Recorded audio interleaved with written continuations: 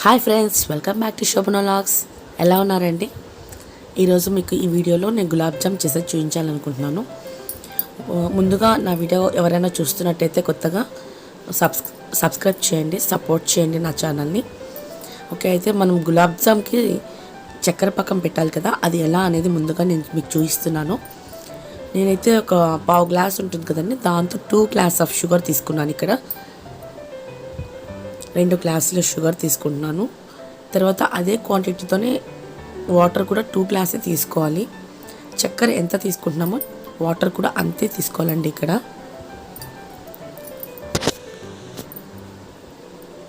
మనం అది కొంచెం మంట మీద, అంటే చిన్న మీడియం మంట మీద, మరీ చిక్కగా కాకూడదు, మరీ నీళ్ళగా ఉండకూడదు. కొంచెం జిగురు వచ్చేలాగా, అంటే కొంచెం తీగ పాకంలాగా వచ్చేలాగా ఉండాలన్నమాట.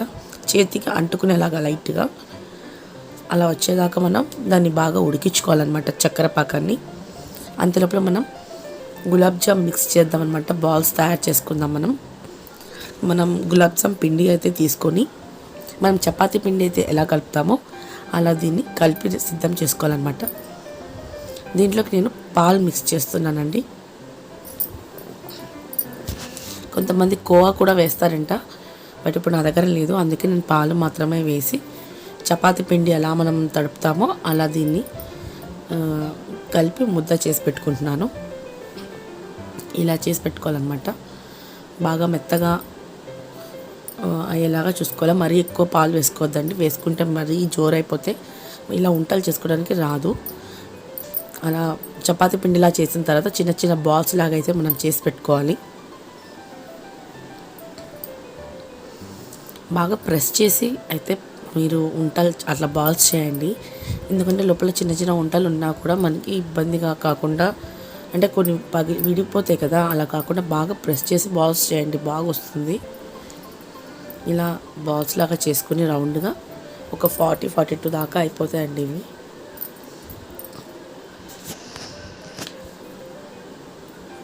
మనం చక్కెర పాకం ఎలా అయిందో చూద్దాము. లైట్గా అయితే కొంచెం అంటుకునేలా చూసుకోవాలి మనం. అది ఉడికిన తర్వాత పక్కన పెట్టుకొని,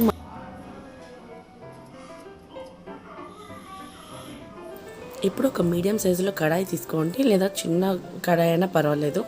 దాంట్లో కాస్త నూనె లేదన్నా డాల్డా ఏదైనా సరే యూస్ చేయొచ్చండి. నేనైతే ఇక్కడ నూనె యూస్ చేశాను. కాస్త వేడి అవ్వే వరకు ఉంచాలన్నమాట. ఆ తర్వాత మనం రెడీ చేసుకున్నటువంటి బాల్స్ని ఆ ఆయిల్లో అనేది వదలాలన్నమాట. చిన్నగా కాస్త నూనె చిన్న మంట మీదనే పెట్టండి, అది వేడి అవ్వేలా చూసుకోండి. హై మంట మీద పెట్టద్దు, ఎందుకంటే ఈ బాల్స్ వేసినాం అనుకోండి, ఆ వేడికి త్వరగా బ్రౌన్ అయిపోయింది అనుకోండి, ఆ లోపల అనేది పిండి ఉడకదు. సో మనం బాగా చిన్న మంట మీద వాటిని వేగనిస్తేనే లోపల పిండి అనేది బాగా ఉడుకుతుంది. లేదంటే పిండి ఉంటుందండి.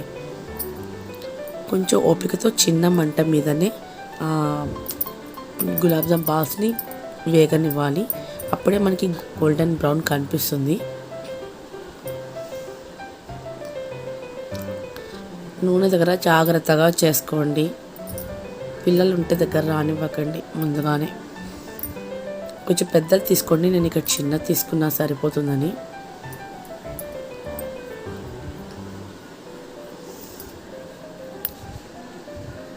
నెమ్మదిగా కలర్ మారితేనే మనకి లోపల పిండి అనేది ఉడుకుతుంది, లేదంటే ఉడకదండి.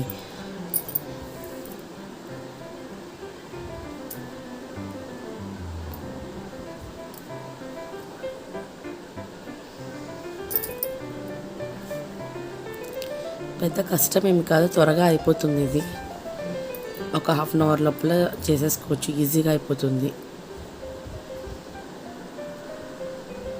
చూసారు కదా ఎలా వేగుతున్నాయో, కలర్ ఎలా చేంజ్ అవుతుందో.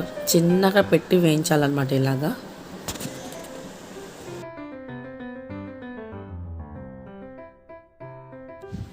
ఇలా కలర్ చేంజ్ అవ్వగానే బాల్స్ని మనం చక్కెర పాకంలోకి వేసేసుకోవాలన్నమాట.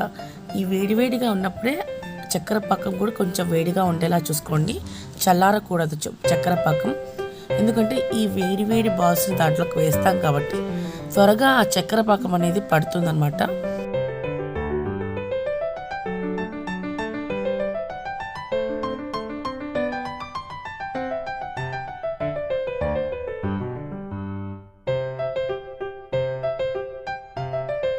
చూడండి, ముందుగా నేను వేడి మీద వేసేస్తున్నాను, అవి త్వరగా కలర్ వచ్చేసినాయి. ఇలా స్లోగా వేయించుకుంటే అలా కలర్ రాకుండా ఉంటుంది. మీరే డిఫరెన్స్ చూడండి, ఆ కలర్ ఎలా వచ్చిందో. ముందుగా వేసేస్తున్నాను అది, అందుకే కలర్ అలా చేంజ్ అయిపోయింది. ఇలా చిన్న మంట మీద వేసుకుంటేనే బాగా వస్తుంది అనమాట. చూసారు కదండి, నేనైతే ఎలా చేస్తాను గులాబ్ జామ్ని. టేస్టీ గులాబ్ జామ్ ఇంతేనండి, వెరీ సింపుల్ కదా. ఒకసారి రాకపోయినా ఇంకోసారి అయినా వస్తుంది, ట్రై చేయండి రాని వాళ్ళైతే. నా వీడియో మీకు నచ్చినట్టయితే లైక్ చేయండి, షేర్ చేయండి, సబ్స్క్రైబ్ చేయండి. కొత్తగా చూస్తున్నట్టయితే సపోర్ట్ చేయండి. వీలైతే సబ్స్క్రైబ్ చేసుకోవడానికి ట్రై చేయండి నా ఛానల్ని. మరో మంచి వీడియోతో మేము ముందుకు వస్తాను. అంతవరకు సెలవు. Thanks for watching.